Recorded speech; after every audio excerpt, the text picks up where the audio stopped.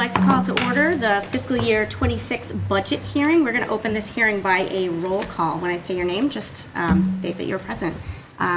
David Schmier? Present. Christine Myskowski? Present. Kara Lazardi? Present. Carrie Milton? Present. And myself, Robin Dragonetti, present. Please rise for the Pledge of Allegiance. I pledge allegiance to the flag of the United States of America and to the republic for which it stands, one nation, under God, indivisible, with liberty and justice for all. And as we have our moment of silence, just a special thoughts out to our colleague Justin Finley, who passed away over the weekend.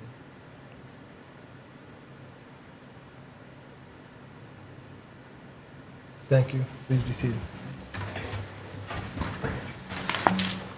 The listing of matters on the agenda are those reasonably anticipated by the chair, which may be discussed at the meeting. Not all items listed may, in fact, be discussed, and other items not listed may also be brought up for discussion to the extent permitted by law. This meeting will be live streamed for cable. A recording of this meeting will also be posted on the West Bridgewater Community Access Media website, wb-cam.org. So, as this is the budget hearing, our first order of business is the budget presentation. I'm going to ask the public to hold questions until Ms. Rodwell gets through the presentation, and then we will have at it. Thank you very much. Thank you. Okay, so we always build our budget based on our mission of the West Bridgewater Public Schools. We feel that everything we do wants to relate back to the mission that supports our students, our staff, our community, and all involved. When we look at building our budget, we want to make sure we're looking at our district and school priorities, our goals from the superintendent to the administrators to the teacher goals.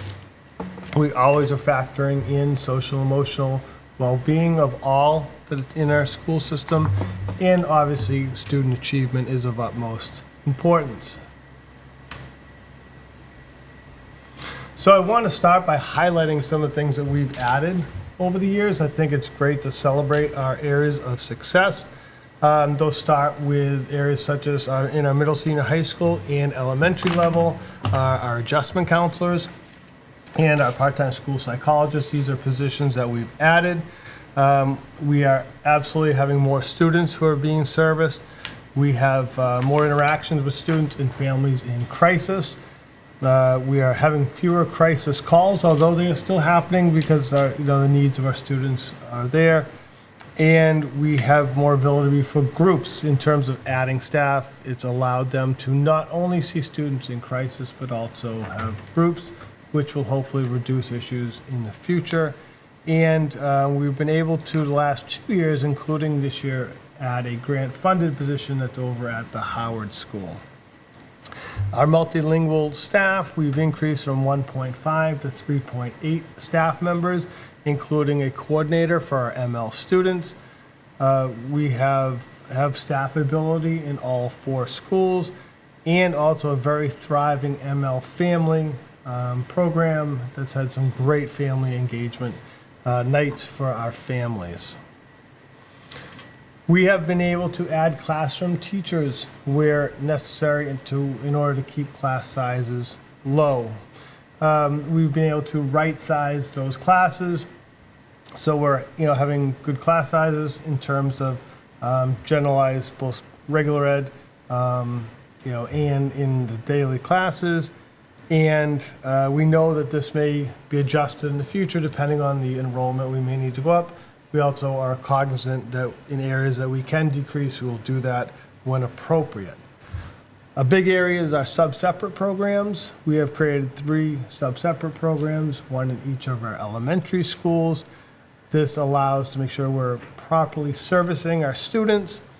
We have helped to reduce our out-of-district tuition and transportation. And what we're hoping for in the future is to bring students back into district or tuition in students from other districts. So although we've added some cost with teachers and other assistants in the rooms, we've actually saved a tremendous amount. And our related services, we've been able to increase over the past 4 years the number of related services staff.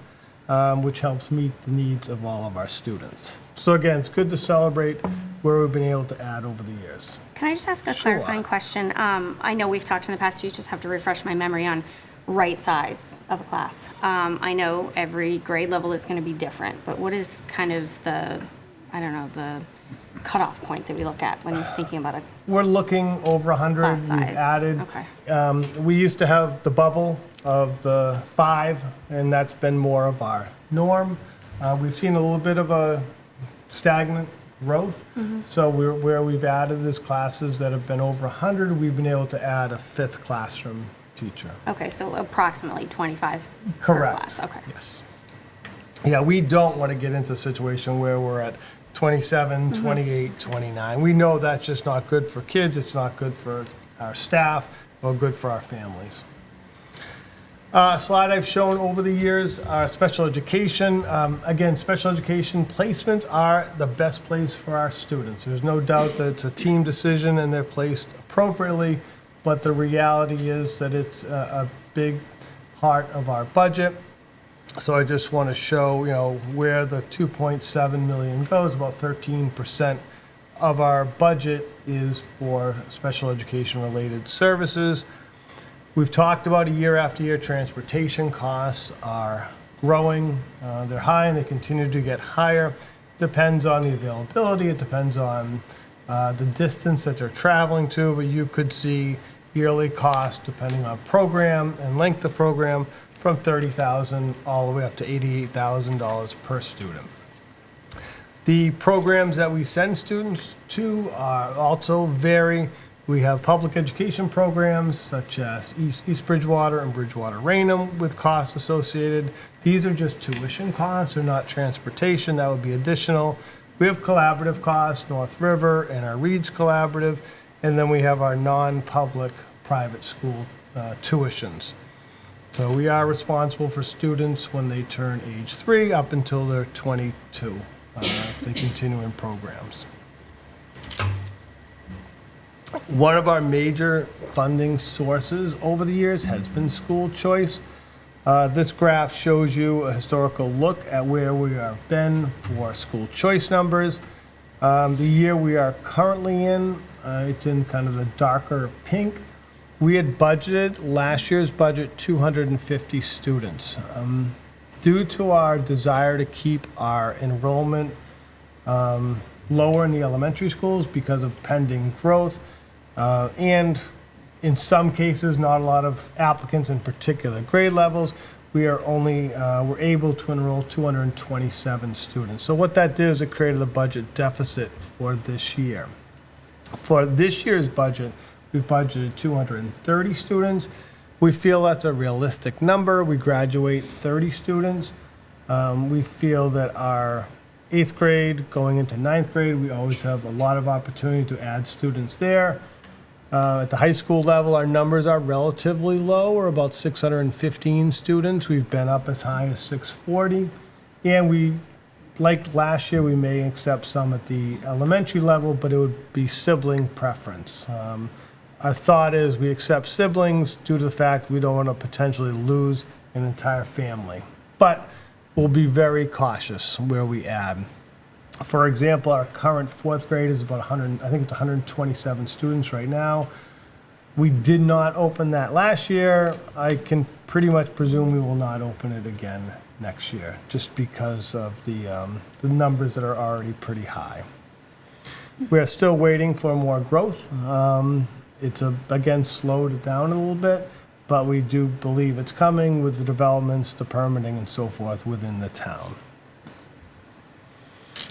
This shows a little bit more in-depth some historical data and our numbers. You can see how we have decreased in funding that's gone into our school contributions over the past number of years, and how much money we have lost within our budget. So in the past 5 years, it's been $305,000.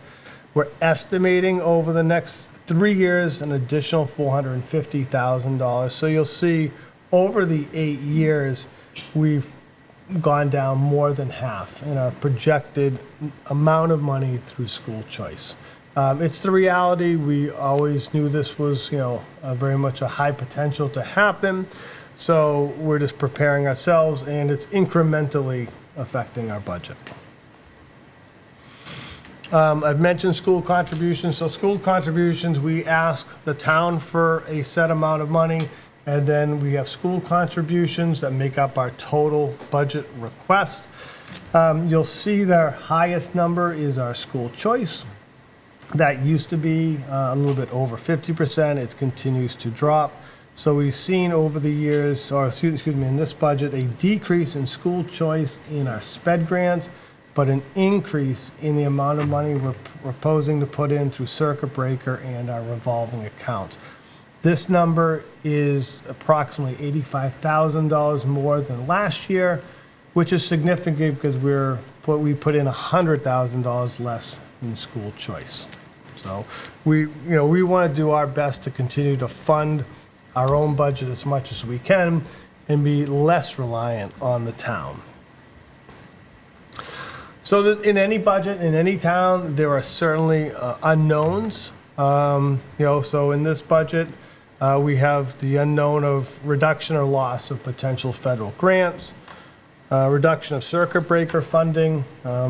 There is legislation in to go from 75% to 90% and fully fund transportation. That has been asked before. It has not happened, but that is certainly a goal. Unknown of long-term absences. We do budget for when people are going to be out for substitutes, but when someone is out, we're also paying that educator as well as paying a long-term sub. The risk of unknown of school choice students, getting the students, we do have over 175 applicants, so the pool looks good, but you're never really sure exactly if they'll fit in those grade levels. And the reduction of revolving accounts, money we bring in from surround care, athletic revolving and so forth, has stayed pretty consistent over the years.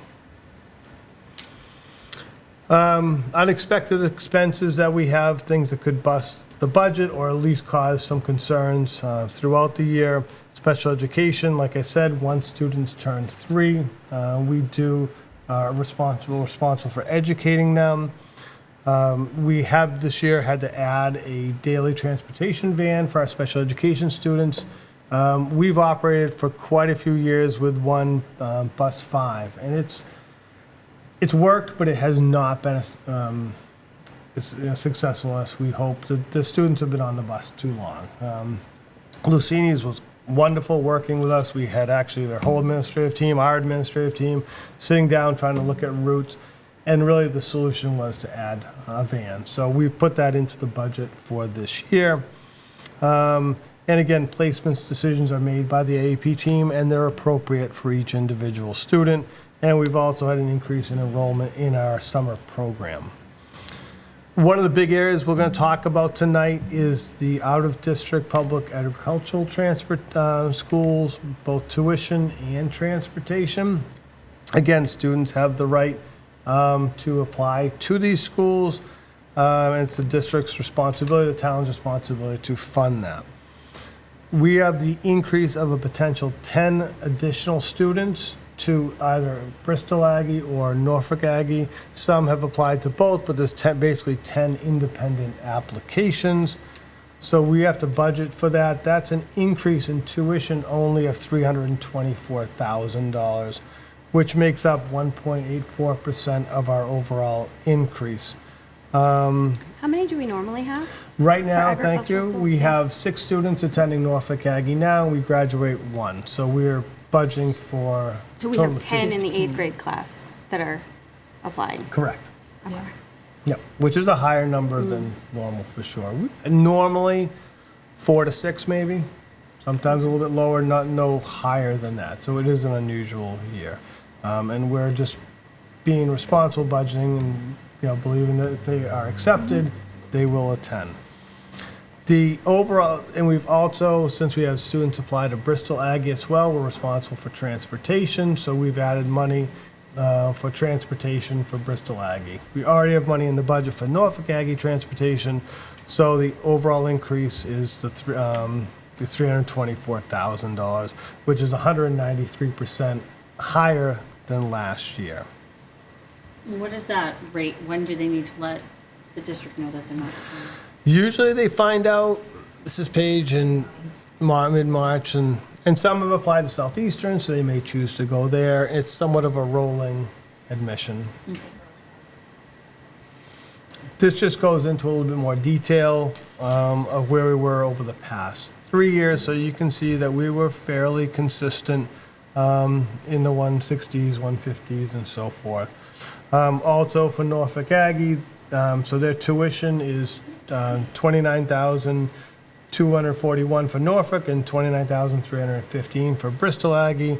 And if a student is on the IEP at Norfolk Aggie, they are charged an additional $7,765. So we've added that into the cost for our into our budget. Other areas, again, the decreasing numbers in school choice. Like I said, we budgeted 20 less students than the year before, so that's a deficit we're carrying into this budget of $100,000. And we're looking at potential the year after of 30 less students, so $150,000. EL students, we are mandated to provide them with a certain amount of time, depending on their level. Right now, we're not advocating for adding more staff, but is certainly potential in the future. And as you know, we're in the midst of looking at a potential building project, but we do have 3 elementary schools that are close to or 60 years old. So things can happen as they could with any home. The size of the buildings are over 250,000 square feet. So what are we looking at? So bottom line, and then Mr. Grant and I are going to go through line by line. So these are the 4 areas of the increases.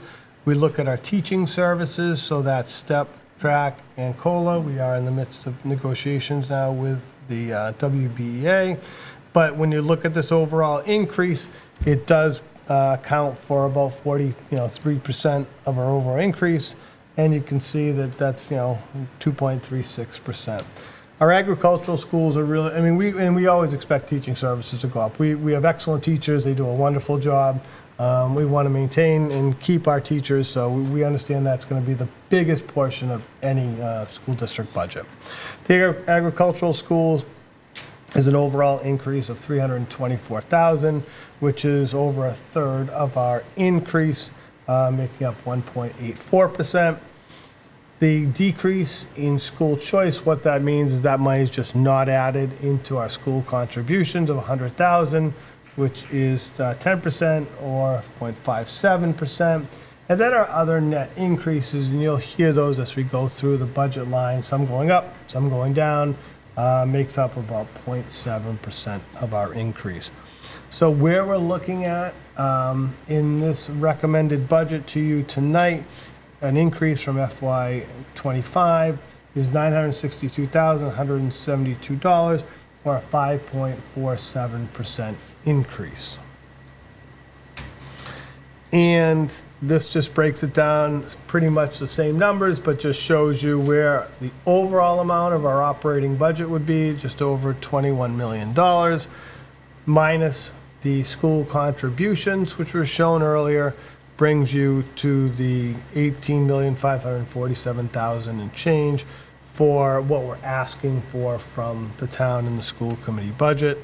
And just to point out, the 5.47% increase, if we were able to fully fund, like we have in years past, our school choice numbers, then we would put that money back into school contributions, meaning we'd only be asking for a 4.9% increase. And if you took out the agricultural tuition and transportation and the school choice, we'd be just over 3%. And I don't want to deflate that number too much, because we knew we would have some students obviously applying and going and so forth. But just to give you some comparisons of where we are and what some of the major budget impacts are for us. And next, I don't expect you to see that. That's awful small and not the best. But what we're going to do is we're going to go through each budget line, talk about it, and people can ask any questions. Want to open up now for any questions? Do you want to go through, the Yeah. whole thing? Yeah, do you want to go through the whole thing? Do you have any specific questions on the cover sheet, or do you just want to go line by line? Let's go through and then we'll do, Okay. some other questions. Turn it over to Mrs. Grant, and my cold is kicking in, so I Yes, apologize. All right, there's no change to the school committee budget, which is first page. Again, as we flip through, just tell me if you have any questions. Page 2 is the superintendent's office and portions of the central office. I do have a question, Kathy. Okay. So bear with me because this is my first year officially looking at the budget. And so maybe I'm just missing something. But the amounts for FY '26 don't appear to match what was agreed upon in the contract. Because the contracts haven't been completed for FY '26. Okay. There's no raises included in FY We '26. do have language in the contract for FY '26 salary. Are you speaking, Superintendent. superintendent's Yes, contract? I'm sorry, Okay. yes. Yeah, Yeah. that, I don't believe, well, I mean, I should, yep. all right. Any potential raises are included in contractual services, Okay. so I didn't realize that. Yeah, that was my Mark's- bad in terms of pushing that number over. We can make that adjustment.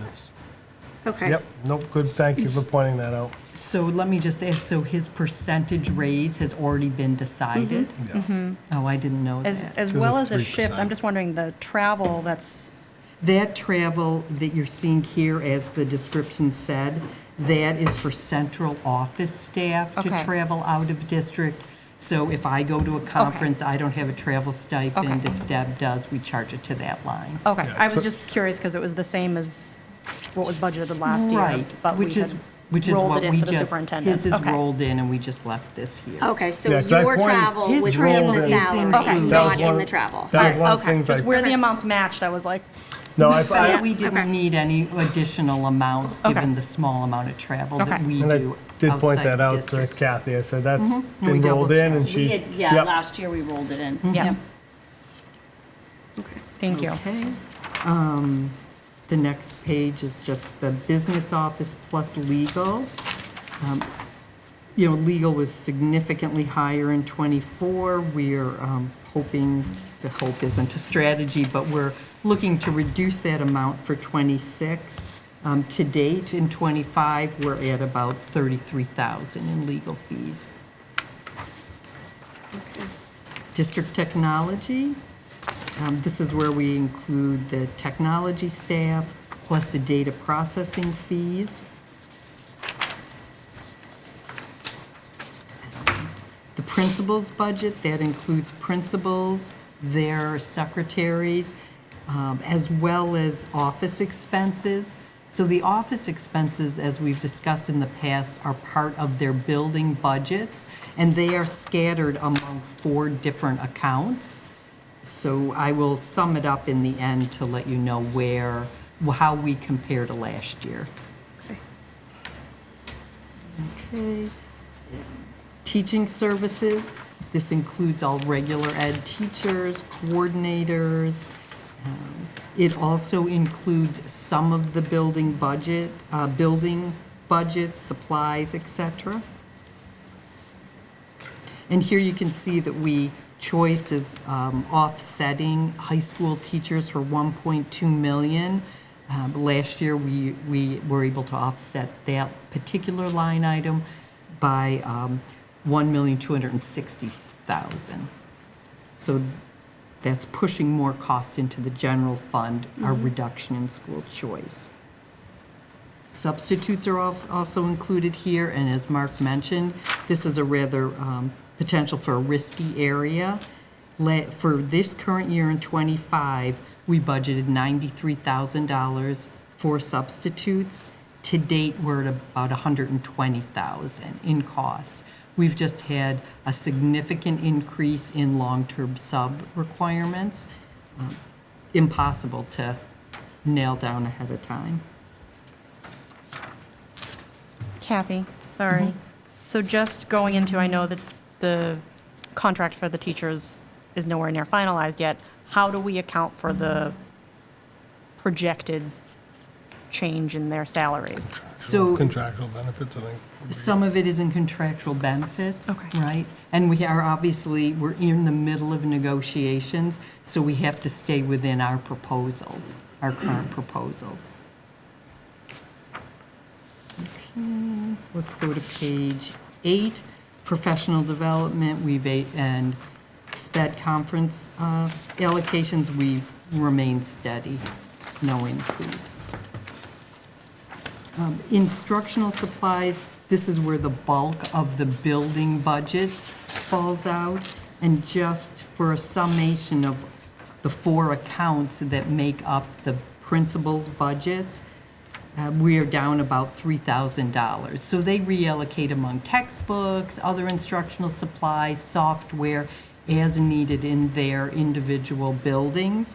But we hold them to basically the same amount that they budgeted in the previous year, and this year they were able to, the hope to come in at about 250,000 versus last year budget of 253. Okay, so this includes what you were referencing under 3220? Yep, so that is 3220, 3240, 3245, and 3230. Okay, thank you. And there's 4 different accounts, at least under those large accounts, 1 for each building. Thank you. Questions? Instructional technology, again, a portion of this, the supplies, the softwares, that's included in the building budgets that we discussed in that $250,000 amount. It also includes tech maintenance, which is where a large portion is our outside contractor hub. The town determines how much a majority of our network costs and gives us a percentage. We assume 55% of the network costs at the school. We also use Ed Sarah's salary is included here. We pay about 70% of that. The town pays 30%. We use evening and community revolving funds to offset a portion of tech maintenance. Can you go back to the numbers again? 55%? So of the network costs, that's a cost for Hub, outside consultants other than Ed, the network, Comcast or whomever we Yeah. use, and some additional supplies. The school pays 55% of the total. The town negotiates it and Yeah. just tells us what the amount is. Okay, so that's not really within our control. It's not in our No. control. All right. And then the 75% of the salary? 70%. 70%. And his salary is for the whole town, right? The whole Correct. town, All right. correct. It's divided between school, water, police, and regular town. Yeah. Town hall. General. Yeah. Is that a contract that's every year, or? I don't know how they negotiate it. I would assume they're negotiating with Hub every year. We've seen some dramatic increases last year. I believe this year's increase was held to about 5%. So. Guidance and testing. This looks like it went up significantly from the previous year. However, last year we were able to use $25,000 of choice money to offset our high school counselor line. This year we just don't have enough. Our ESL services, again, so they're up about 17%. However, we used $20,000 of choice in the previous year to offset this amount. Again, choice funds are more limited.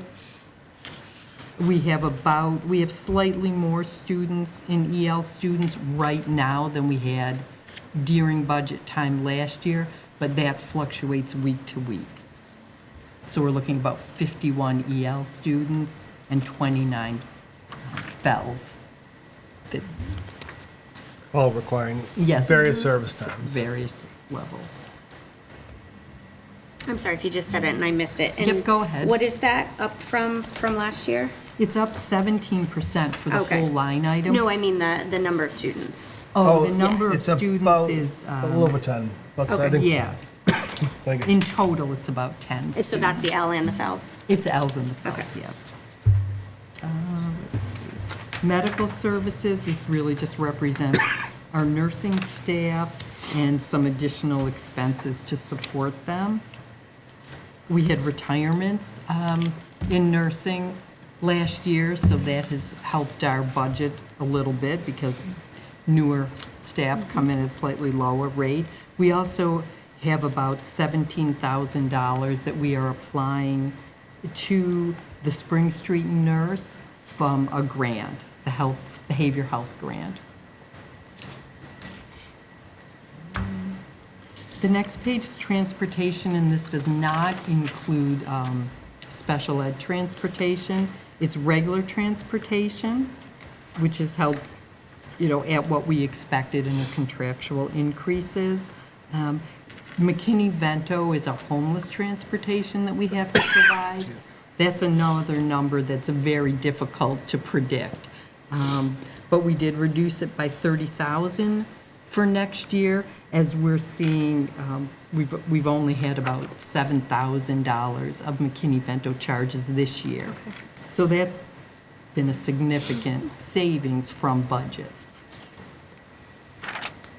Here, we have included the cost also for the agricultural schools. It's regular transportation, so that would be the additional van that Mark mentioned, the cooperative that we are in the Aggie school, in with other ag schools for Norfolk. Okay, the next page is student body activities. This includes athletics as well as extracurriculars and clubs. We offset this account with the athletic revolving fees, about $126,000 for fiscal year '25, $120,000 this year.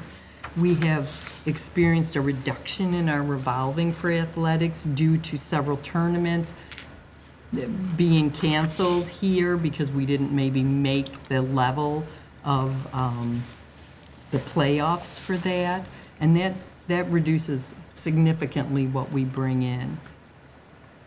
In addition, we had a forfeit for a game, it adds up. Our gate receipts are significant. All right. Custodial services, we're seeing a reduction as we had retirements last year.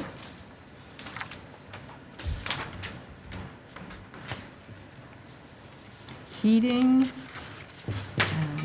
and utilities, I spoke to the town, and they're encouraging everyone to increase them by 5%.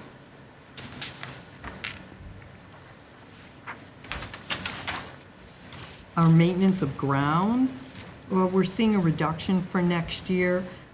We're able to renegotiate the waste removal contract, and so we saw significant savings there. Maintenance of buildings. Again, we increased that by 5%.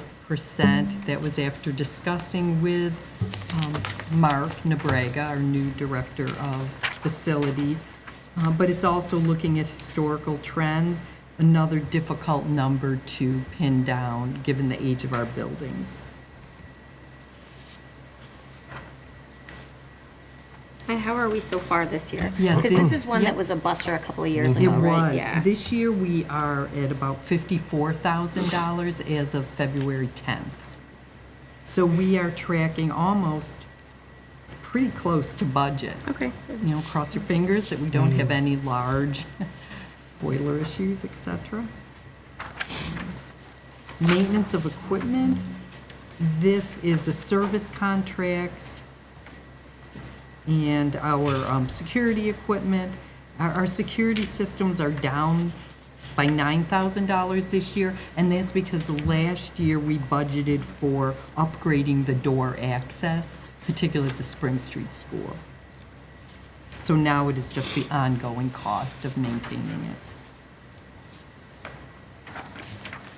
Insurance is negotiated by the town, and, you know, they suggested a 5% increase. Equipment acquisitions, that really goes through the capital budget process in March with the town, and same with replacements. This page 25 is the big one with the ag schools. Again, it represents 15 students potentially attending. 5 will go next year. We had 1 child graduating, and then we have 10 unique applications. Some children applied to both ag schools, so we did not double up on them. Okay. And their enrollment is, they can apply up until April 1st. So we still have some time. There's still potential for more students to apply. Correct. Yes. So do the students automatically get acceptance to the agricultural school, or they have to find an open seat and show that they're going to be a serious student? I mean, is it competitive like Southeastern is? It's competitive. I think they're smaller programs than Southeastern, but I think the school's competitive in terms of their acceptance, and then they have to make that decision if they're accepted to go into it. Okay. So this is, of course, we don't know because they have up Right. until April 1st. But as of right now, this is if all of the students who have applied to one or both of the schools attend one of the schools. So it's Yes. worst case scenario up until Correct. April 1st. For the For now. applications that we have until Okay, basically today. okay. Do we have any insight into why the number went up so much this year? Have we surveyed the students that are applying? And we've talked to the guidance counselors. I don't think there's anything particular that's happened. I think it's just Just seems happens like a that good these fit kids for have an them, interest in which it. is fine. You know, again, we want the best for all of our students, so if it's the best fit, it's the best fit. And how about our Southeastern applications? Are they where they think they're- normally are, or? Pretty much, yeah. Okay, Yeah. just curious.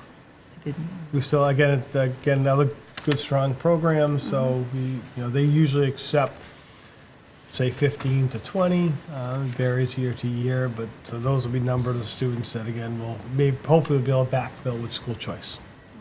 And the town picks up the cost for Southeastern. Yeah. So- Do we know, is there any crossover with these applicants to those who applied at Southeastern? Not as many as I I hoped. think there's at Okay. least 3, if not 4. Yeah, Okay. Thank you. yeah, I believe it is. But you've 4. included those in the. Because in the they den. also applied to Right, Aggies. okay. And when we spoke to the guidance counselors, they seemed to think that the students who applied to the ag schools applied there because they really want to go. That's the top choice. Okay. And we pay the transportation costs for our Southeastern students too, or is that part of Southeastern's I- budget? Believe that's part of the, in-count, or the agreement, the regional agreement with the vocational schools. I'm not Okay. positive, though. Okay, special ed administration. And then we have the special ed teaching services. The teaching service area, we were able to apply $146,900 to the school contribution. Last year, it was about $110,000 more that we offset these line items with. We used federal grant money to offset the special needs area, the 240 grant specifically, and the early education grant. We're being cautious this year on how much we expect to receive.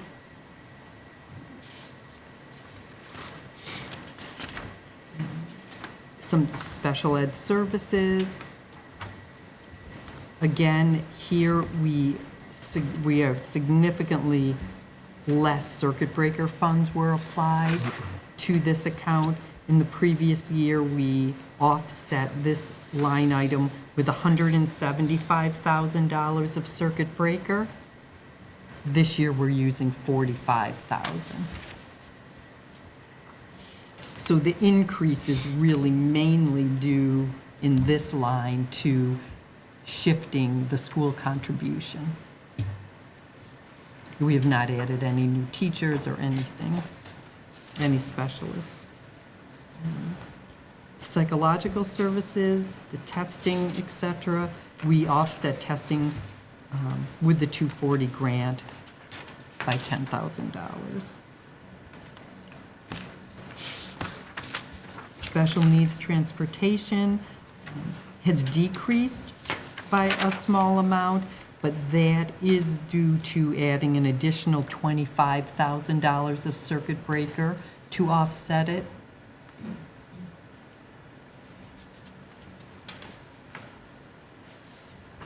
Again, equipment acquisition all falls with our capital budget. Sorry, Kathy, Yep, can we go go ahead. back to the special ed transportation? So you said it's an additional 25K of circuit breaker, Yes. but why is that,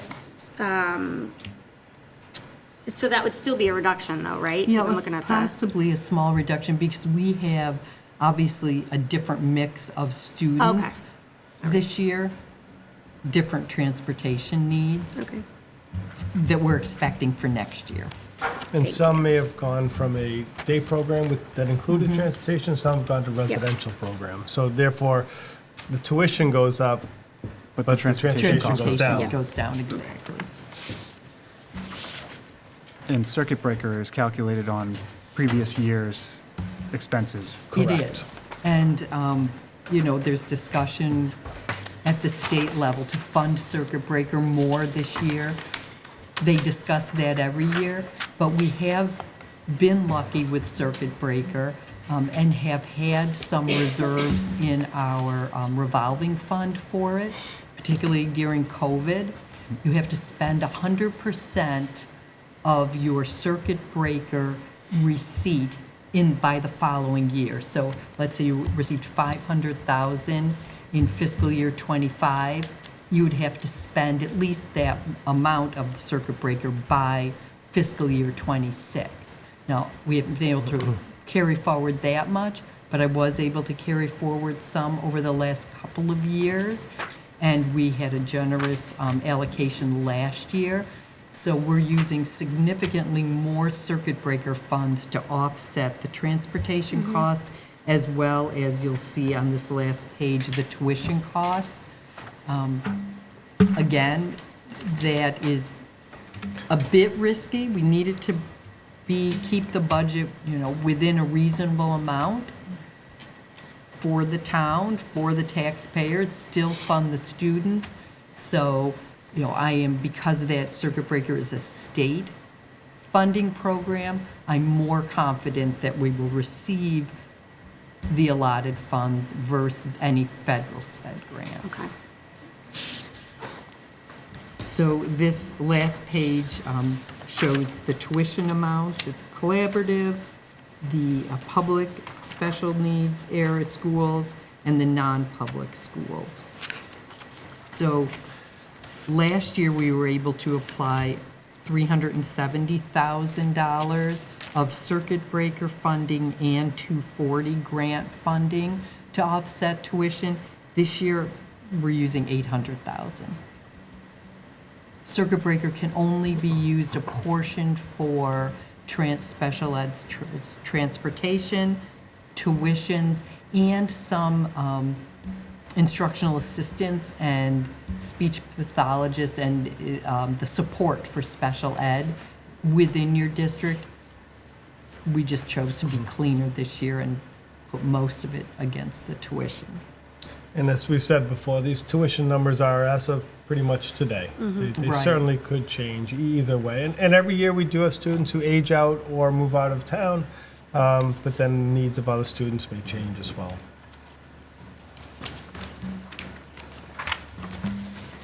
So any other questions? And again, I'm sorry if you had said this, but as you referenced state grants versus federal grants, are there any federal grants in here included that we risk not receiving Yes, next year? the 240 grant. Yep. We included $250,000 of that grant. And we included $5,000 of the, it's a 262, it's like early education child, is that what it is? Wow. Grant.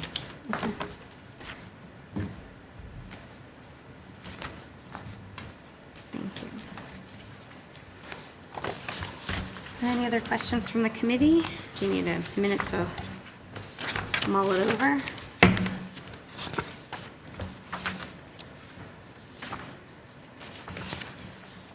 Do we know when we expect to hear about Chapter 70 funding? I know it tends to vary from year to year. Well, the initial numbers are out there.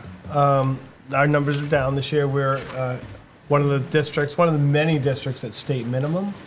So our increase is only 85,000 proposed. It has not been finalized yet. And we have seen that number fluctuate over the years. We've seen, large amounts, and we've seen other years it's been 31,000. So it's traditionally stayed pretty consistent with the initial number that's put out there, but it's not finalized yet. Yep. And do we see other districts going up in their Chapter 70 funding, or is it kind of held the same for most districts? I think it stays pretty consistent. I mean, I do tend to look around to neighboring districts, and you tend to look, both when you're up and when you're down. Yeah. You see, our enrollment was down 13 up by our October 1st report, and that did have some bearing in our Chapter 70 funding. It looks like it's pretty consistent across the board. Okay. Yeah, I know some of our neighboring districts are facing some financial tough times. Right. And looking at possible layoffs for staff and teachers. And I'm glad that we are not in that position, although I wish our Chapter 70 funding went up as much as it did a few years ago. Right.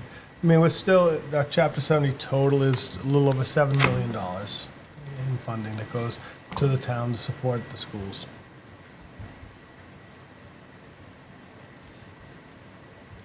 Okay. Any other questions from the committee? Okay, we will move into public comment. Members of the audience wishing to be heard may do so at this time. Audience members shall limit comments to 3 minutes, comments and questions to 3 minutes, and are reminded that public comment is not a discussion, debate, or dialogue between individuals and the school committee. This public comment is strictly for the budget. We will have another public comment in our regular meeting, which is to follow this hearing. But as a reminder, personnel issues or issues that would violate student or employee confidentiality cannot be addressed during the public comment. If you wish to speak, please come to the podium and state your name and address for the records.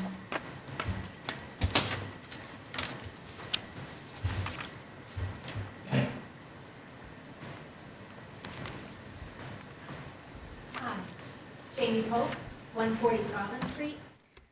Kathy, you stated that projected COLA is under contractual benefits, and when asked about this, you stated you would need to stay within our proposals. So your budget is built on what % COLA for teaching services? Can we comment? I thought we could only listen. Oh, no, we can comment during the hearing. We can Oh, answer I'm sorry, questions. Yeah. okay. We just have to stay within the proposal that we laid out as the Which school what committee, number, what as the % increase? school committee. What % increase did you build your budget So on? we put money, I think, into contractual benefits that may fit a range of numbers. What's the So range? we're looking at pretty much a standard between 2-3%, but we're not really putting any particular number out there. So the current, so just to be clear, the current range that she said, Kathy Brandt said, stay within our proposals is a 2 to 3% range? Again, we don't want to be negotiating at a budget hearing. I don't think Not that's. negotiating, just asking. No, what no, I budget's know, built but on. just, 2 to 3? we're in the ballpark. Thank you. Yep. So it's fair to say that if we are not within those numbers, we'd have to redraft the budget and, Absolutely. right, Yep. and look back at it, so.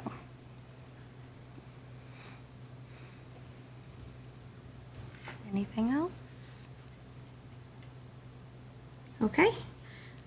Moving on, that ends our budget hearing, so I'd like to make a motion to adjourn the budget hearing and open our regular school committee meeting. Is there a second? Second. Okay, we will do this one by roll call vote as well. Christine, are you prepared to do the roll call? Yes. To accept the budget? No, so to adjourn the meeting, so. I would like to make a roll call to end the budget meeting. So Kara, what's your vote? Yes. Yes, to Dave? David Schmier, yes. Christine Iasmosi, yes. Karen, Karen. yes. And Robin? Yes. All right, so moved. With that brings us to the opening of our regular school committee meeting. So again, just a reminder, the listing of matters on this agenda are those reasonably anticipated by the chair, which may or may not be discussed at the meeting. Not all items listed may in fact be discussed, and other items not listed may also be brought up for discussion to the extent permitted by law. Our first order of business is the approval of minutes from February 3rd, 2025 school committee meeting. Move to approve those minutes. Is there a second? Second. All in favor? Aye. So moved. The next order of business is the warrant report. March 3rd, 2025, the February payroll warrants. The following, and bill warrants, excuse me. The following warrants were issued and paid for the fiscal year 2025. Bill warrants, February 6, 2025 for $171,752,076. February 13th, 2025 for $202,528.45. February 20th, 2025 for $66,882.27. And on February 27th, 2025, there is no warrant. Payroll warrants for fiscal year 2025. February 14th, 2025, $618,851.10. And February 28th, 2025 for $613,996.42. As always, all warrants are public record and once signed are available in the Selectman's office for review. All right, I'd like to introduce Mackenzie Craig as our student representative. Welcome, Ms. Craig. We'll hear from you in a little bit, and then I'm going to pass it over to Mr. Rodwell for the superintendent's update. Okay, thank you, Mr. Dragonetti. So, our first one is our MSBA update, like we do each month, provide you some updates on where we are with the elementary school building project. So we continue to look at options that are in ranges of pre-K to 4 and pre-K to 6 at the Roselle McDonald site. We continue to look at the core academic, special education, and the shared spaces for both grade configurations. And we're working on a space summary report that will look at down the road long-term how many educators would be in each of those spaces. For a number of reasons. One is looking at building capacity, also looking at parking and things like that. At our meetings, we continue to have discussions about concerns at the Roselle McDonald on wetlands in terms of working with the town. We actually had a meeting today with members of the town Board of Health to discuss that and get more information with HMFH, which is our architect, and PMA, the OPM. Again, the staff counts for the options are important. Reviewing current enrollment certifications. So as we mentioned, our enrollment has not grown as much as we anticipated, but we're not building this project for a building enrollment of 2, 3, 4 years from now. We're looking at the next 50 years. So we want to be very careful when we look at the enrollment numbers. A couple years ago when we met, the MSBA has a formula that they use to predict enrollment. We had concerns knowing, especially 2 years ago, with building projects going on in town, what may happen. So we went back to them with, this is what we think may happen. They came back with an adjusted enrollment. So now we continue to look at that adjusted enrollment a few years later to say, does this number still look, feasible moving forward. Again, very, very hard to predict. What we don't want to do is we don't want to build a building that's too big nor too small. So we want to make sure it is right-sized for our students and our staff, and certainly for the community that will be hopefully supporting this. So we continue to look at that. We have a meeting tomorrow, a bi-weekly meeting that we have with our staff and OPM and the architect, and we'll talk more about that. We are looking, if the preferred option selected by the school building committee was a pre-K to 4 program, we're looking at the Howard School to make sure that would fit 5 and 6. It does fit the enrollment. We want to look, because it came up at our school building committee meeting, what would that look like down the road in terms of spaces, in terms of systems, in terms of capital improvements down the road. So we'll be presenting more information on that. We're looking at very preliminary at our last meeting, site designs and traffic flow. It's, again, very early, but one of the things that came out through there, person who does all the traffic, is it looks like we need more parking anyhow. They seem to be low no matter where we're kind of at, for the numbers that we have. They have formed a sustainability subcommittee that I'm part of. We had our first meeting last week. It was very productive. Shmir was there as well. We're looking at systems. We're looking at building a building that is sustainable, again, for the next 40 or 50 years. We are still waiting for feedback from the MSBA. Our submittal was December 20th. They're going to give us information back on our ED program, so we're looking forward to hearing that to see if we have to add any additional information. And some key dates that are coming up. April 1st is our next community forum, and then May 1st we have to submit the preferred schematic report to the MSBA. But a lot going on during our meetings. I've said it before, we've got a great diverse group of people, a lot of expertise, a lot of people who deeply care about the schools, so I'm glad to be part of it. So the community forum is going to be similar to what we had a few months back? They'll provide more updates, more information, kind of where we went from that point to April 1st. So some of the stuff that you've been discussing with the town and Yes. others with the wetlands? Yes, and- definitely. Okay. Yeah, and also ample opportunity for people to ask questions, because I think that's important. From our last community forum, we were able to post a lot of the questions that were asked, because it's our goal to get all the information out there to the public. We'll be having more of them as well. In your packet, you have the Reed's Collaborative Quarterly Report in your folder. And also last week, I talked at a previous school committee meeting about the Deaf and Hard of Hearing program. I did take a tour of the proposed site in Norton with another superintendent, and we have a subcommittee meeting, I think it's later this week or early next week, to discuss it. The building looks in good shape. It's really well located in the town of Norton. It's on the same main street as all their schools, and it's within, I think it's within a half mile of one of the elementary and just over a mile to the high school and the middle school. So it looks like a good opportunity. I will certainly share more information as we move forward. One of the things I skipped on this is the capital improvement plan. So I just wanted to share the information on that. So what I've done over the years is present a 5-year capital improvement plan, looking at things that we're going to need both immediately and in the near future. And obviously it's hard to predict, but for this year, what I would recommend we move forward to our meeting, which is the capital meeting is on March 11th, is 3 things. One is the replacement of security cameras and door access controls here at the middle senior high school. This has been a topic of conversation at our Safe Schools Committee meetings for quite a while. And it's supported by the West Bridgewater Police Department and certainly the school administration. I do believe people think, we're in the new school and we need to replace cameras. But when these cameras were installed, they were, like a lot of things with technology, they become outdated very quickly. There's also areas we're looking to add cameras. The newer cameras are much more precise in terms of what they can see.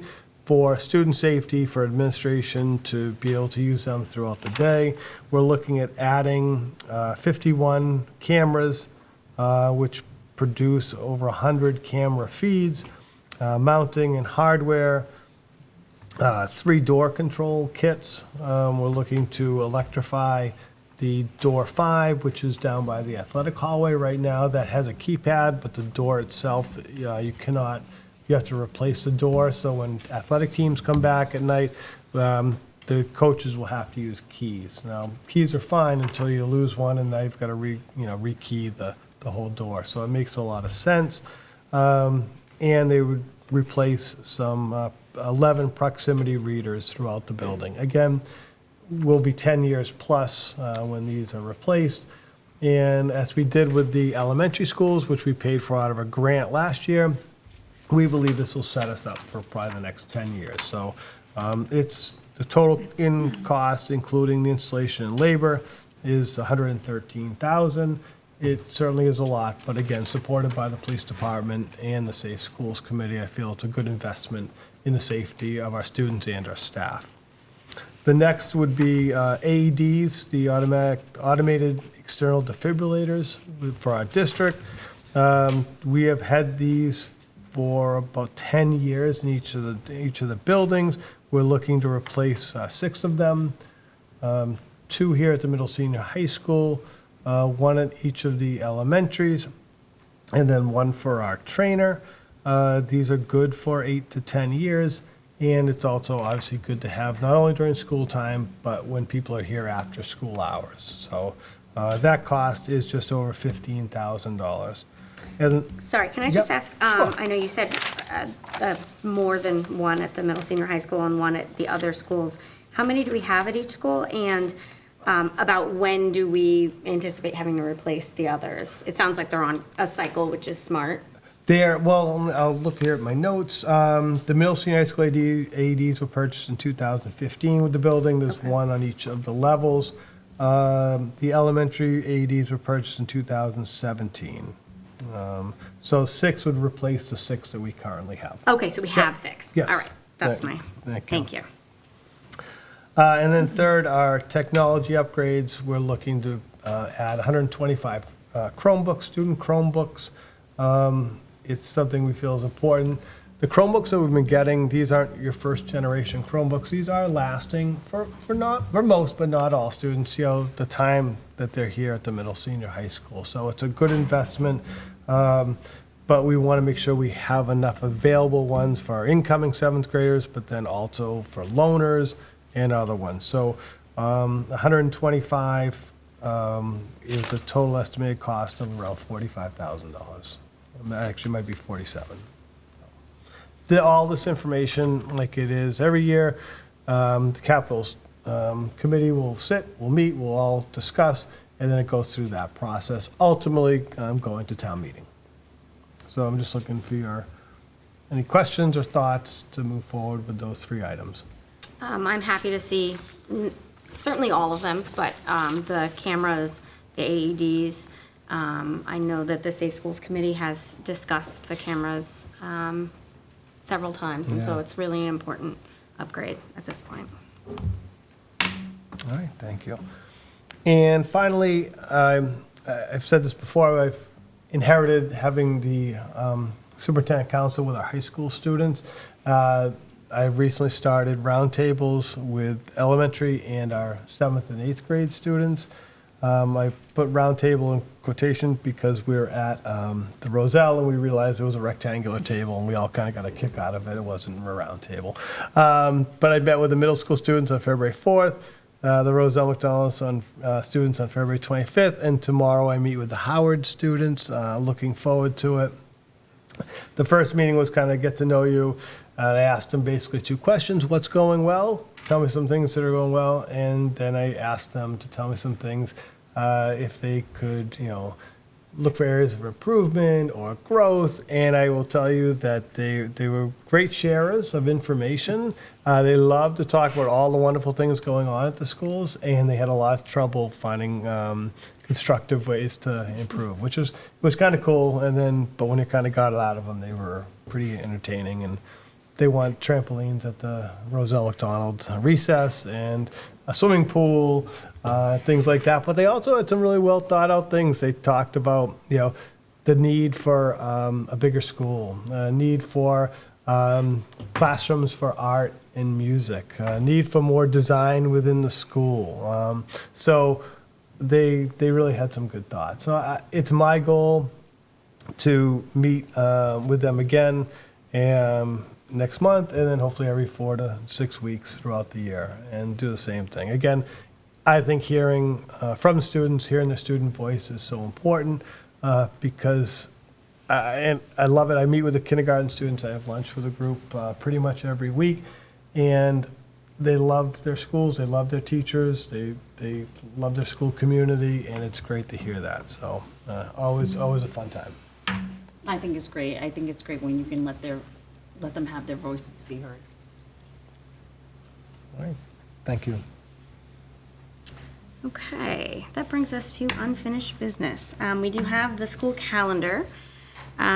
We've all had over a month to review it. Just to give a quick summary, it has the first day of school for students on August 26th, teachers back on August 25th, and we'll have us out with no snow days on June 10th.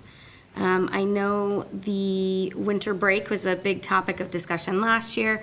We don't have 2 weeks this year, so it does include us going to school on Monday, December 22nd, and then a half day on the 23rd, followed by the 24th, which is Christmas Eve, through January 4th off, with the kids returning on the 5th. Does anyone have any other questions on this calendar? No? No. Okay, would someone like to make a motion to accept this calendar? I move to accept the school calendar as proposed. Is there a second? Second. All in favor? Aye, so moved.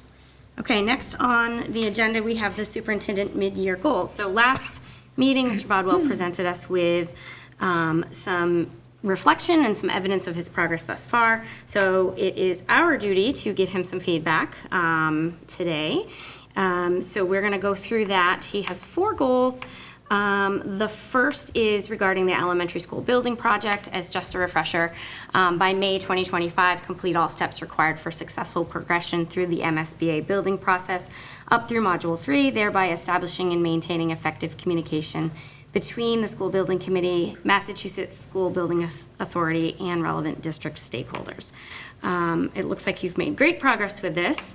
Does someone else want to give so it's not the Dragon Eddie show, the feedback? Thank you, Mrs. Melton. Mr. Bodwell, so the feedback amongst the committee was all members agree that significant progress has been made towards this goal. You have demonstrated strong leadership and dedication in advancing the elementary school building project, ensuring that progress remains on track and aligned with project timelines.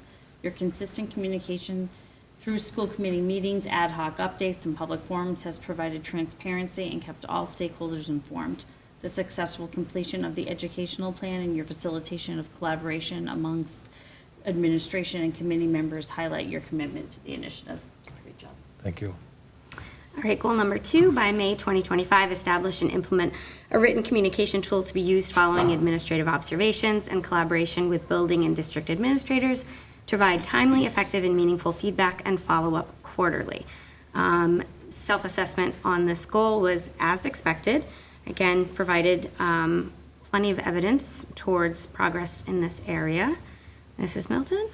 Sure. So the feedback was significant progress has been made towards your goal of increasing visibility and engagement within the schools.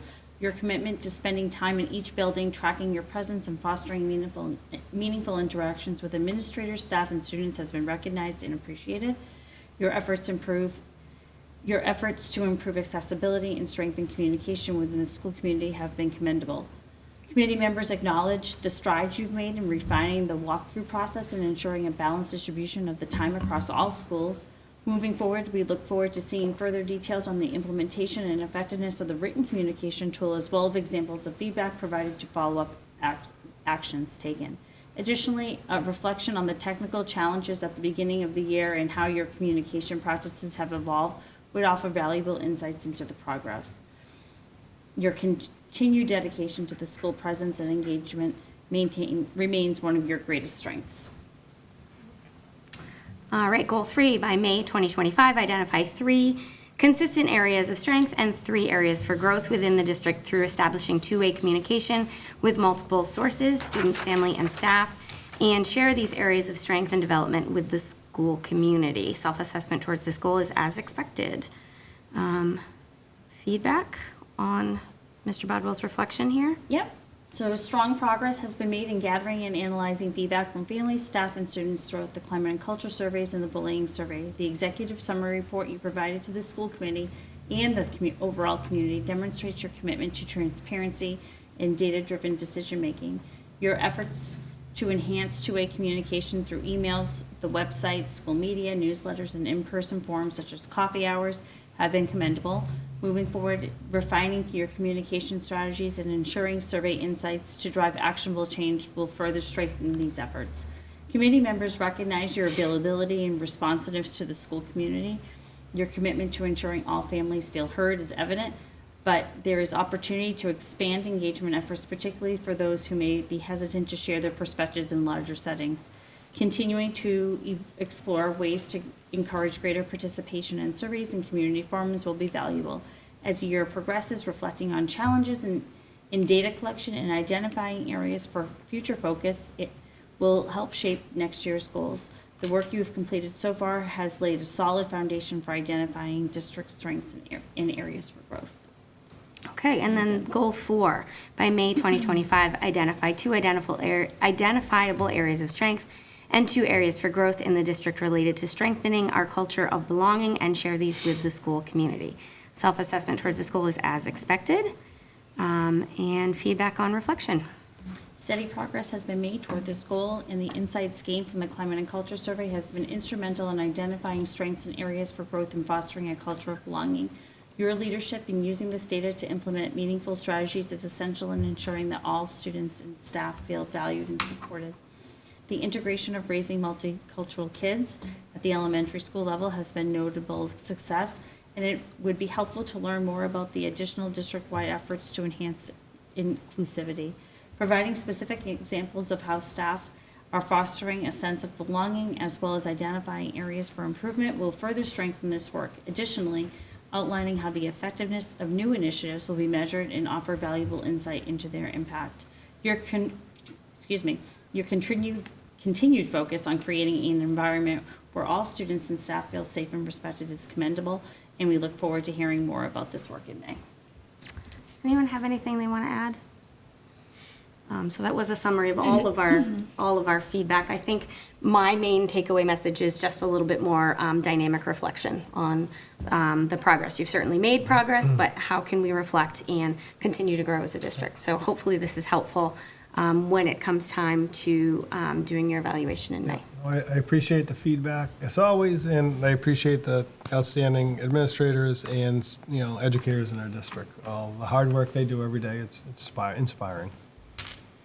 Well, I will not be here in May, but I do want to say, I know where we were last year when we were delivering the year-end cumulative review, and you've really put a lot in this year, and I just wanted Thank to you. make sure I said that in an open forum. Thank you. Appreciate it. Okay, next order, actually, moving on to new business. So the first order under new business is the fiscal year 26 school budget vote. Do we have any questions or discussion that we'd like to have before we decide to vote on this? And are we prepared to vote tonight, or do we want more time to think about it? So I think Mrs. Pope raised a valuable point that we really haven't finished our negotiations for the contract. And putting down a number now is working counter to our ability to negotiate. It's a difficult position to be in. I was pushing to try and get more meetings with the teachers union to try to arrive at an agreement before we got to this point. Due to some weather, we had to cancel a meeting and we just weren't able to fit them in. I really wish that we had been able to find more agreement on that matter before we got to building our budget. That being said, I'm not really sure where we can go from here. We do need to have our budget prepared to bring to the town meeting. Yeah, I think we have to move forward, and as Kathy has said many times, it's a bottom line budget. So unfortunately, you know, if we need to relook at the numbers, if we need to, you know, if we need to change things before town meeting, if we have to change things within the cost centers. I know in my own district, we are not in a contract cycle, but I know you referenced surrounding districts having to make layoffs and things. And so, you know, a lot of things have been cut throughout the budget here and there to kind of adapt to some of those difficulties. So, you know, right now we can only kind of guess and predict. And I respect the question, and I respect the process, and I just, as Mrs. Dragonet said, what we need to do, we'll do to our budget. We'll make it work depending on the outcome of the negotiations. Any other questions? Well, I guess I'm just concerned if there were a couple things that we needed to tweak on the amounts, how do we vote on the budget if the amount isn't exact? Yeah, we can, that's a good question. So we do have, you know, initially we had talked about meeting a week later to vote. If that's something that the committee feels more comfortable with, we can certainly push off the vote a week.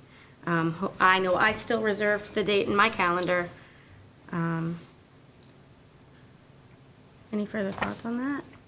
Are we just tweaking the superintendent? And I take full ownership of not putting that in there. I That's apologize, I the was not even thinking ahead, I mean, and that's that, one you know, for sure. Is that the only it's tweak? 3%. We do have one more meeting with the Yeah. WBEA before the 10th, the proposed date for that placeholder. We could have two more meetings if we move it from the 10th to maybe the 13th. I don't want to get too close to when we need to present it to the Finance Committee and the Board of Selectmen. I mean, I'm in favor of pushing it off. If that is what makes the committee comfortable, I'm certainly more comfortable with that as well. I'm someone that needs to kind of sit with things a little while, questions come to me later. So I'm going to make a motion to add March 10th back into the calendar to hold a meeting of the committee, and at that time, we'll plan to vote on the budget. Is there a second? Second. Any further discussion on the matter? I'm gonna look, is that gonna be enough time with, we only are gonna have one session? Yeah. I guess that depends on. It probably how wouldn't productive be, we are. even if tentatively agreed, it wouldn't be ratified by then, I'm assuming, so, but it- Because we do have as far as- negotiations on the 12th as well. It certainly potentially could be more defined, and that's, you know, Yeah.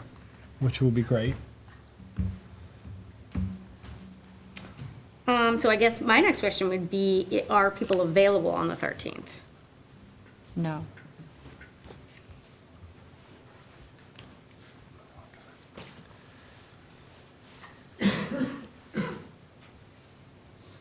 I'm available. Not sure.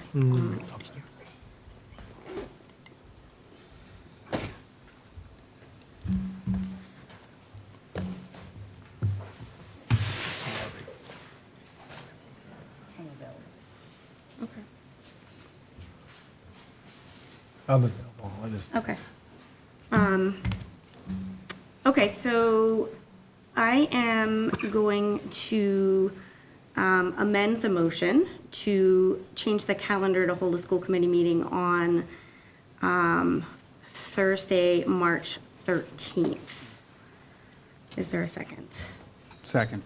I can't go that. It's okay, we'll still have a quorum though, so. Okay. As long as we have 3 members here, that's what matters. All right, all in favor? Aye. Okay, so moved. Next order of business is the CPAC update, Mr. Schmier.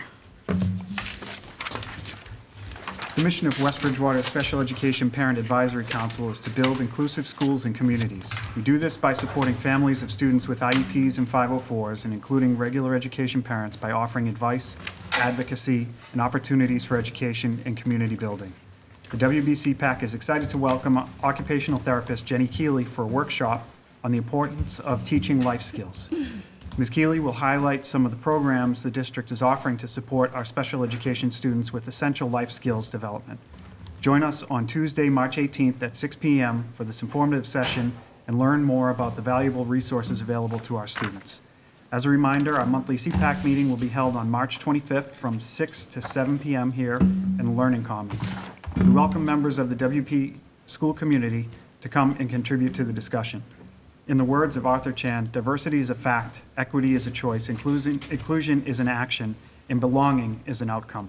For more information about Inclusion Matters and upcoming events, you can find us on Facebook at Inclusion Matters MA or by visiting our website at www.inclusionmattersma.com. Thank you, Mr. Schmier.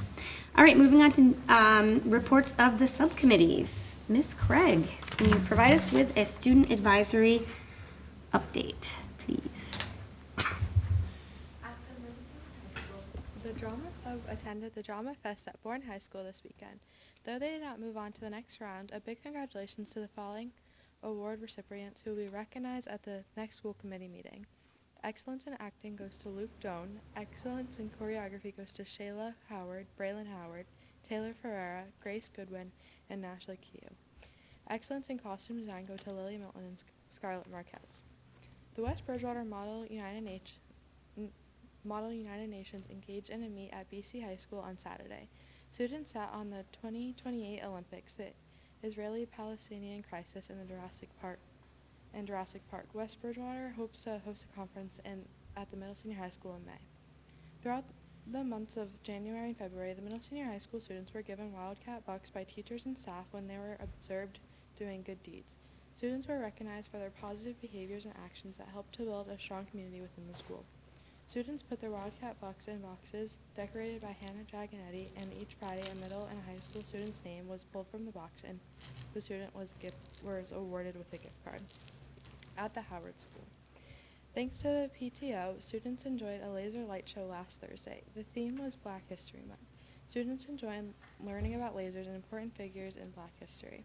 They loved singing along with the classic and current musical hits. In our most recent Pride Assembly, students shared how they demonstrate generosity. 4th graders made a compliment jar for each other. 5th graders wrote letters to an assisted living facility. And 6th graders reflected on ways they can bring awareness to the causes like children with mechanical heart valves and childhood cancer. The theme of the month for the month of March is teamwork.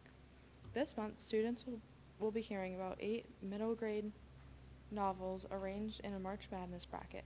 After hearing about each matchup, students will vote for the book they'd like Miss Jufrey to read aloud. Voting will be open to families, and the whole thing will accumulate in a community book bingo event.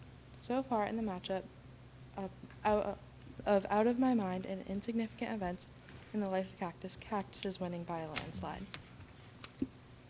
At the Roselle McDonald.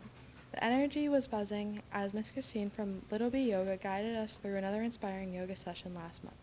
With a calm spirit and focus on mindfulness, Miss Christine helped everyone strike a pose and find their inner peace. It was a session filled with balance, strength, and relaxation. We can't wait for the next visit. We experienced an amazing laser light show on Wednesday, February 26, featuring vibrant animations and a rocking soundtrack that made learning Black history both fun and educational. The Black History Laser Tribute brought history to life, highlighting the powerful effects of African Americans in shaping our culture and our country. Thank you to the PTO for sponsoring this amazing show. Mr. Bodwell hosted his first superintendent roundtable with students from his 1st through 3rd grade. And the students quickly pointed out that the table was rectangular, not round. They shared what they loved about the school, mostly their teachers, and what we can do to make the school better. It was some great conversation, and fun was had by all at the Spring Street School. The kindergartners celebrated their 100th day of school with excitement and creativity. Each class did fun activities, including counting to 100, creating artwork with 100 objects, and dressing up like they were 100 years old. The Kindergarten class took a special walk over to Howard School to experience a dazzling prismatic light show that celebrated Black History Month. They loved the vibrant display of colors and patterns and enjoyed listening to the music that went with it. Big thank you to the West Bridgewater PTO for coordinating this event. Miss Kelly from the Howard School brought some amazing fourth graders guest readers to Miss Gauthier's class. The kindergartners really enjoyed the story, and it was so sweet of them to plan a penguin puppet craft to go along with the book. Thank you. Thank you, Mackenzie. Okay, moving on to the policy subcommittee. So I am first going to make a motion to open the following policies for review. JICFB, bullying prevention, JIC, student discipline, JKAA, physical restraint of students, and IMGA, service animals in school. Is there a second? So discussion on this, these were recommendations to review. Part of our DESI audit and a review, so we just want to make sure we have them open in case we need to make any adjustments. Makes sense. Any questions? So DESI recommended that we keep these policies open or that we review them specifically? They're potentially going to give us some recommendations to modify them. Okay. And so do we just- know when they'll make those recommendations? We're still waiting, right? Okay. So once we get that, then we'll look at that and we'll see what their recommendations are. But in order to be proactive, we want to have them open. And we do have some recommendations from, was it the insurance company regarding Correct. liability? So Yes. there are some things that the attorney is going to review. Yes. That we can add in there as well. Which policy might be impacted by liability issues? All of them or one specific one? Which one was it? Is it? We already have them open. They're the ones Oh, that yeah, are that's right. currently on hold. It's the A policies regarding discrimination, non-discrimination. We directed legal counsel to review several of the A policies because we weren't sure where best the recommendations would fit. So, So one of the recommendations, for example, is just for protection of our teachers and other staff members, making sure that it's included in our policies, that students, and it is highly recommended that teachers and students not be in one-to-one situations where they can't be seen, and that sort of thing, just for, again, protection of both the teachers and students. So the town insurance agency and representatives came and they did a overall look through all of our policies, and it was good. It they looked at risk and risk management is what they do. So it was good for us to get the feedback that they felt things were in pretty good shape. Okay, anything else?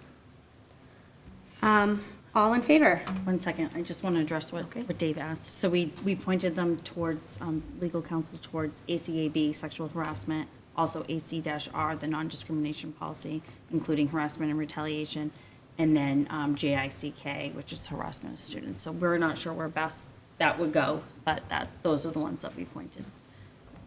And further on in the agenda, you'll see, we're going to make a motion to hold those yet again for another month. So they will be open. All right, anything else? Okay, Sorry. all in favor?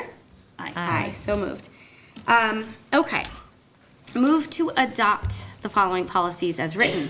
IJNDD, policy on social media. IKAB, student progress reports to parents, guardians. IKE, promotion and retention of students. IKF, graduation requirements. ILD, student submission to educational surveys and research. IMB, teaching about controversial issues, controversial speakers. IMD, school ceremonies and observances. And IMG, animals in schools. Is there a second? Second.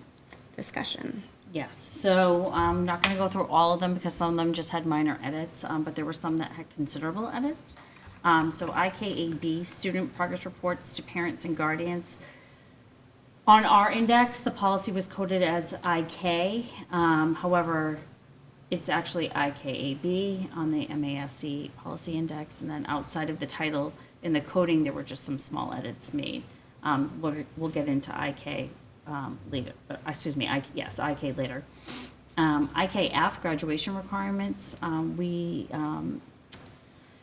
We corresponded with both Mr. Bodwell, Mrs. Page, and certainly Mrs. Yanis on, getting some clarity.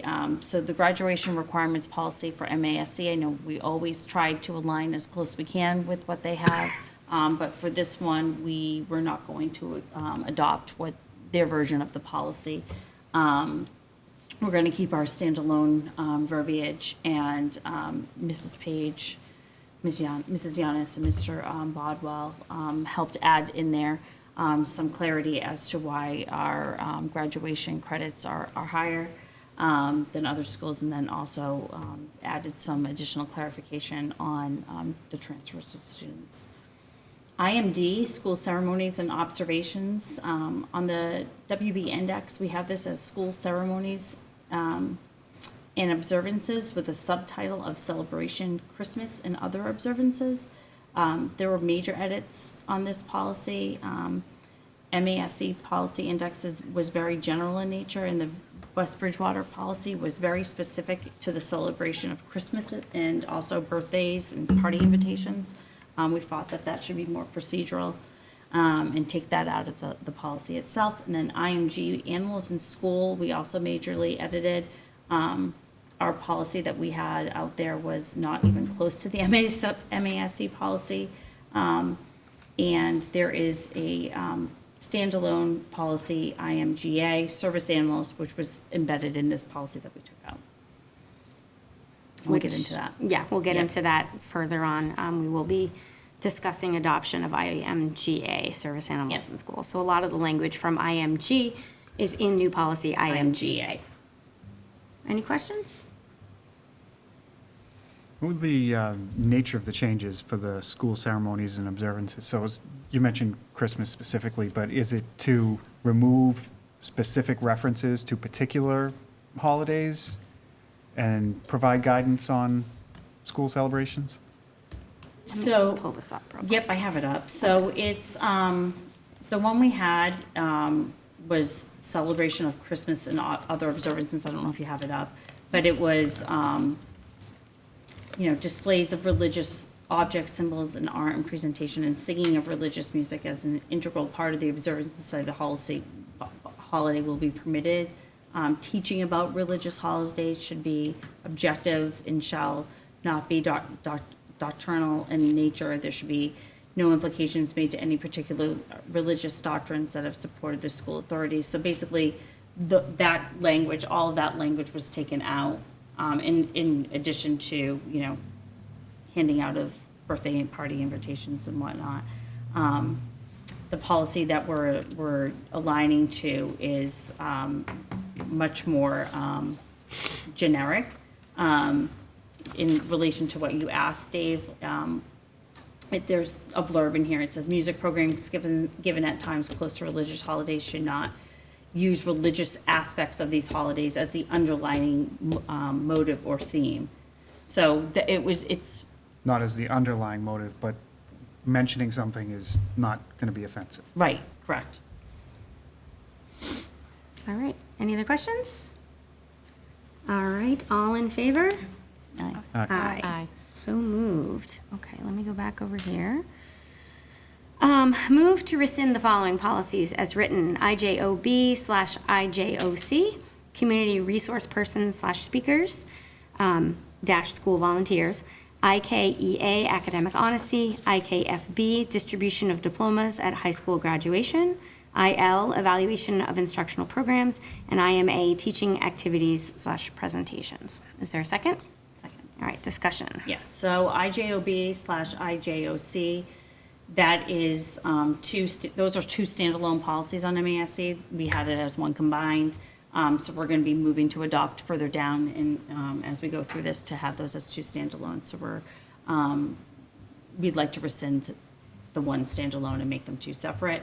IKEA, I almost said IKEA, academic honesty on the West Bridgewater Index, it was not on MASC. They did not have a policy for this. However, the language for this policy, we went through and we looked at it, and it's in the handbooks.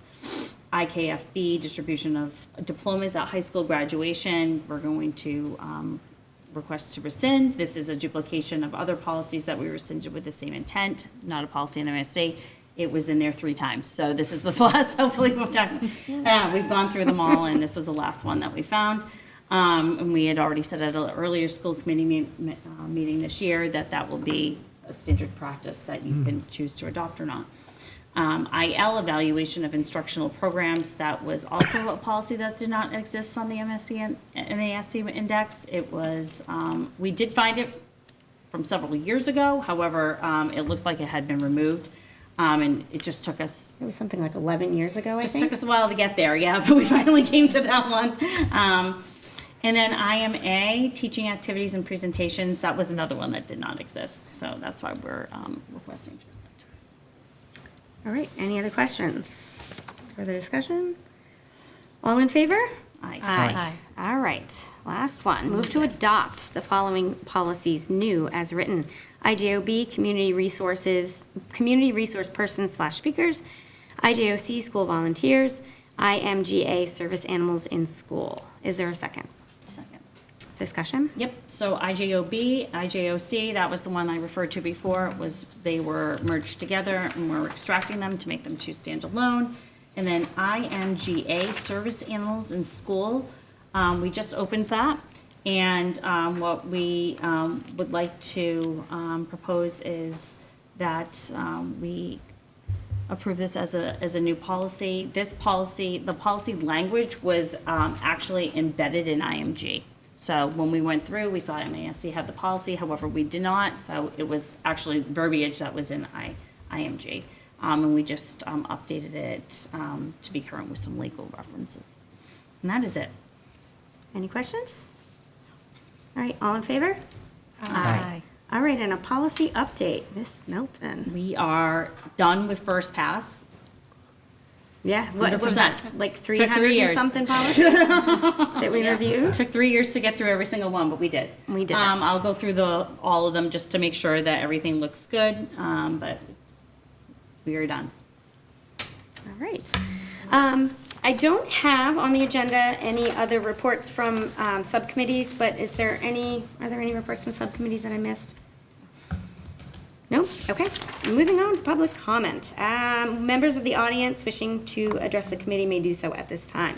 Audience members shall limit comments to 3 minutes and are reminded that public comment is not a discussion, debate, or dialogue between individuals and the school committee. Personnel issues or issues that would violate student or employee confidentiality cannot be addressed during the public comment. All right, seeing none, we're going to move on to questions, recommendations by the committee. Anything that anyone wants to discuss on the next agenda or? No? Okay. Our next regular school committee meeting is April 7th, 2025 at 6 p.m. here at the Middle Senior High School, Learning Commons.